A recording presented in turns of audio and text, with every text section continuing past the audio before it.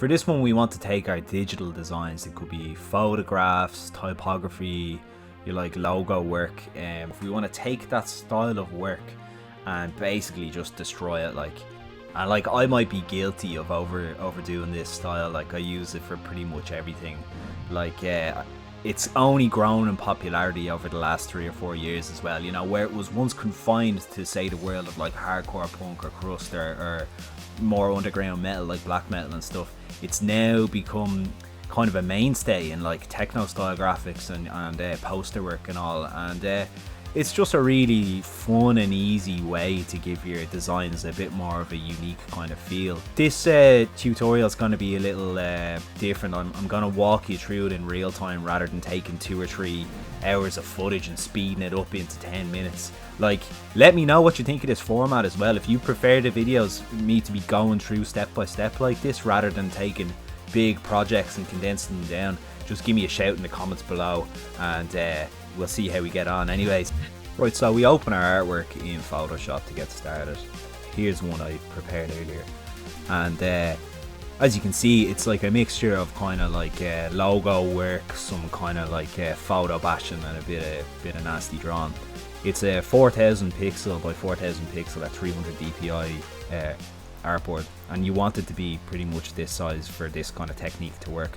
The smaller the image, the kind of less a few of these processes will really like affect it, and it'll look pretty kind of ropey. So I'm going to throw in my spearhead grit texture and this photocopy texture here. I'll put the spearhead texture in the assets folder below. I can't give you this one, but I'll give you the grit and a few other bits and bobs. So first thing we do is we go into filter, into the start, and into ripple. And we'll leave ripple at 100% here because it's quite a big image at 4000 pixels. And as you can see, we just want this to roughen up the image. We don't want this to be too smooth, you know, because you want it to look like a destroyed photocopy. Like the line here, you see it's all kind of blotchy already and kind of in bits. And that's the first thing we're going to do. Now we're going to go into our color range, select the color range, and just grab the white. I'll probably put it at 21 because I always do things in the Fibonacci sequence, but we're gonna duplicate our background layer. Then we are going to hide our bottom layer and put a white layer below our image. So we've deleted the white out of our top artwork layer, and we're gonna go into levels. So we're going to go into levels of our top artwork layer, and I'm just going to nudge the middle up a little bit just to kind of bring the brightness up of the artwork layer. Then I'm going to go into my grit PNG and just select that and drop it over the artwork here. Now I'm just going to kind of play around with different sizes of this. I think I'll just keep duplicating this black grit, and I will double it up again. So I'm going to merge those 2 layers and duplicate them and just drag it up here to the top, spin it around so it kind of looks like we haven't just copied and pasted 4 individual images. So now you can see this is really kind of already just starting to splatter up the kind of image a bit, and we're going to merge these together. So we can already see like our ink kind of effect. So I've duplicated that black grit layer now, and I'm gonna flick this around. I'm gonna invert it, and when I invert this, like, it's essentially going to be white. So we can see that it looks like it's kind of damaged a bit. It's kind of started to scratch the ink off the paper here, if you get me. And we want this to look like, you know, like an old fax machine or an old Xerox that you had in high school, you know, just spitting out photocopies, and you lose a lot of like kind of quality of them, you know, with each photocopy as you go. So now I've just selected my artwork layer by pressing Control and clicking on the picture, and I'm going into the refine edge here, and I'm just kind of like feathering up the edge, because I just want like the ink splats to be like on the artwork, you know, and around the artwork. So I've selected that. I'm just going to select the inverse now and delete. As we can see, bingo, it's already looking class. Loads of kind of damage and grit, and it just looks really nasty. And again, that's what we want. We want this to be like really kind of rough and ready and look like an old punk flyer or techno, like rave flyer, you know what I mean? So again, I'm just going to go in and refine edge here on my grit layer, the black grit, because I think it might be a bit too heavy, but we'll just see. I'm just going to delete or duplicate that, and no, I'm thinking maybe the first one is, no, actually I was happy with the first one that I had there, so I'm just gonna forget about that. Now, so we've got our image and it's all kind of nastied up already, but what we really want to do is give it that like proper thresholdy kind of effect where it looks like super contrast, just black and white, like just like a Xerox printer only spits out black, you know.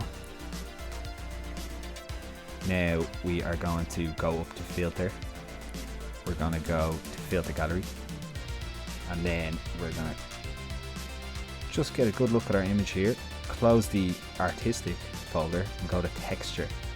Now see there in the middle one, grain, that's what we want. Now if we turn on the filter, we can see how it affects our image on the left there. It's going to look like either enlarged or like regular grain. Yeah, okay. I think I might go for enlarged, and we'll just whack the intensity up so we can really see the noise. This is going to give it that kind of like as if the image has lost like a bit of information, you know what I mean? Just like maybe regular might be a bit better. But it's really gonna like degrade our image for us in like, you know, it's funny like when you're in like college, you always want things to look as perfect as possible, like when you're studying design, but now we're purposely like ruining things. So we just made another filter layer. I'm gonna go to this one, stamp in sketch, and as you can see, that's like automatically just like, pardon my French, f***ed it up. It's like really nasty looking, and that combined with like our grit and our different kind of ripple effects and stuff is really giving this that real like inky kind of feel, real washed out inky kind of thing. And I'm really happy with how that gradient's turned out there. So just playing with my values a bit. The gradient behind the skeleton, I think it looks kind of cooler, like darker like that. But I'm just going to zoom right out here and work the contrast down so you can see how this kind of looks. Yeah, like I want as much kind of detail in the robot there.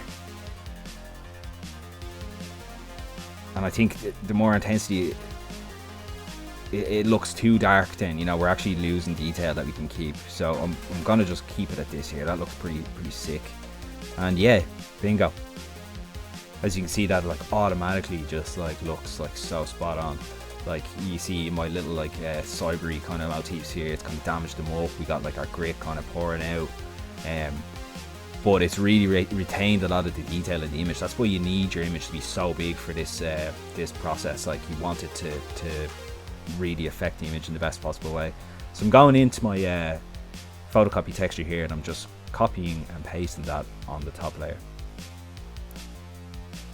So what we will do is go to screen, because we're going to take all the dark black out of the image and just leave the white. So here we can see some of these textures above the black in the layer below. It's giving it that real like kind of textury papered kind of feel. I'm just gonna play with the brightness and the levels and stuff, you know, just kind of, yeah, there we go. You see that? Looks a lot better now. You can really see the detail of the scratches and the texture. Gonna duplicate this now, and I'm gonna invert it because we want this to be the dark scratches kind of layer. So what I will do is I'll put this on multiply, I'll go to image and I will invert, and now we can see all the black is left in that layer, and you can see the detail kind of that it just gives like the full image straight away. Like it's a nice handy trick for your posters, just to give them that like kind of handmade, kind of hand printed feel, and it just looks so cool. I used to get given out to loads in college for making all my designs like this, but Haha! Look at yous now. So yeah, I'm pretty happy with that. Like, basically I might just like kind of copy and paste that layer and kind of take it in a little bit, because we want our negative space to be nice and heavy and lock our design in place. But to be honest, like, I don't think there's really much we need to do here. That's kind of like all we really wanted to do. We wanted to destroy the image, like no plugins involved, like just flatten that image now, whack up the contrast, and there we go. We've got a perfect image. We got a perfect design. So yeah, there we go. Like, that was piss easy really. Like, no plugins needed, just a few little tricks, filter gallery in Photoshop, and a few different textures, and a little bit of patience is all you really need. Like, and you can make any design look like this, you know, like anything. If you hand drawn it and just taking a picture of it, or if it's like a logo or whatever, you know, just like this process can be applied to pretty much anything. And just a reminder that I will be posting out those sticker packs to anybody that wants them. So the first 10 people that comment and get in touch, I'll get your address off you and I'll send the stickers out to you. So yeah, like and subscribe, share this to people that you think will benefit from this video, and please, I'd love to hear your feedback at the end. You know, I've got a good few of these planned, and I hope to kind of get into the swing of maybe one a week or one every fortnight, because it's really enjoyable and it's a really nice project to keep me sane during this never-ending lockdown in Ireland. And I'll catch you in the next one.